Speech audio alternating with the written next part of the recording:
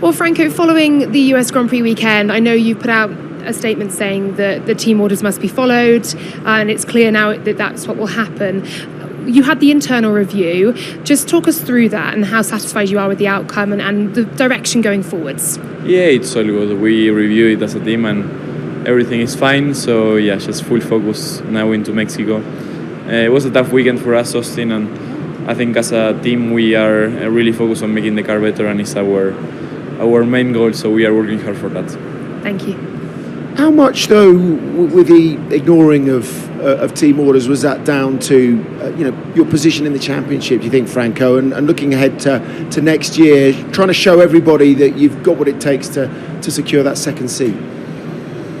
It was, I think, it was a decision at the moment, and racing is always by milliseconds, and I did what was natural to me, but of course we are a team and we are working very well with Pierre and with the team, with all the engineers, the mechanics, and we are very united. Even though we are struggling, we are not where we want and the performance is not the best, but I think we are working well, and that's our goal. I think when the car becomes good, probably next year, then we are going to have good opportunities to be fighting at the front, and that will be better. But at the moment it's tough. I think as a team we are working really hard to make the car perform better. Just quickly, when will you know about next year and your seat? I'm not the one to answer that question. Take me in the mind of a Formula One driver. Are you racing differently when you know that you have to fight, for next year to secure your seat? You had that obviously last year, you have that this year. Are you racing differently then? I don't know if differently. To be honest, I haven't had any of these experiences before, so I wouldn't be able to compare how it is. But of course that my decisions could be different if I would have had a contract signed for next year. This will always be the case. When you are fighting to get a seat, you are risking always a little bit more, and you are making different decisions probably. And if you would have a contract for 3-4 years, it's normal, and the pressure is always there, and it's always higher. So it's never nice to not have a seat secured with only a couple of races left, and hopefully we can have some news soon. Yeah, how confident are you that you will be racing with Alpine next season? Yeah, I'm not thinking about that too much. I'm thinking going race by race, and I'm thinking of each moment, each race, each session, and then we will see where we end up. But I'm not too worried.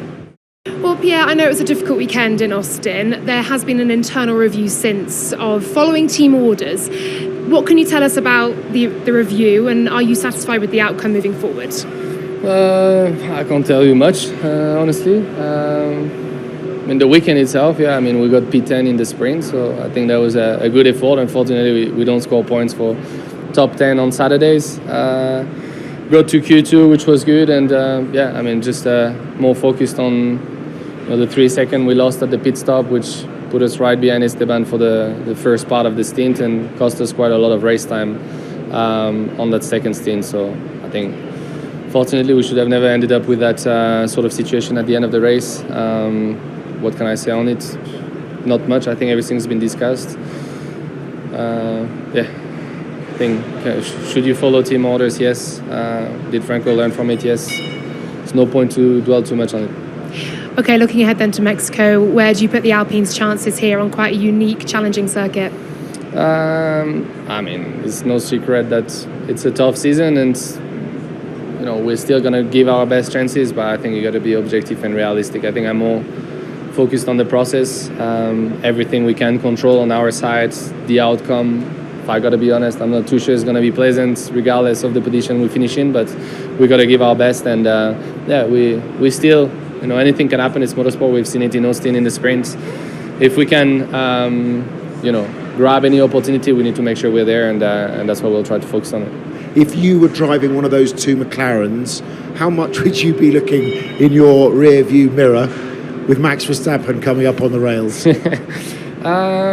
That's a fair question. I think it's a simple approach. She's got to win. There's nothing else to look at it from anyone's point of view, whether it's Lando, whether it's Oscar, whether it's Max, all they got to focus on is on winning, and I'm sure that's what they do. Is it a three-way battle now? Clearly. Is there much energy in spending looking at Max? Clearly not. I don't think that's going to make them any faster. But no, it's exciting for us as fans, and I'm sure everyone is enjoying it. If you had €10, who would you be backing? Let me. I don't have 10.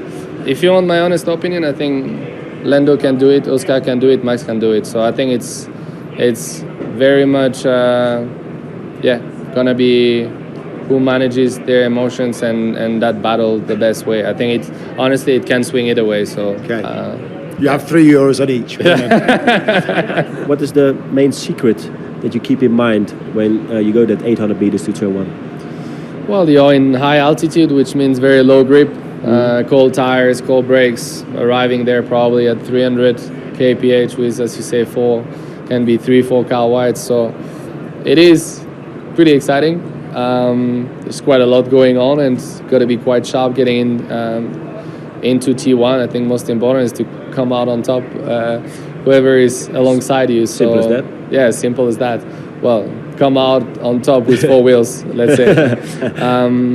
But no, it's definitely one of the trickiest one of the year. And as you say, I think the fact that it's so wide and it's quite a narrow and low-speed corner just means you're quite exposed.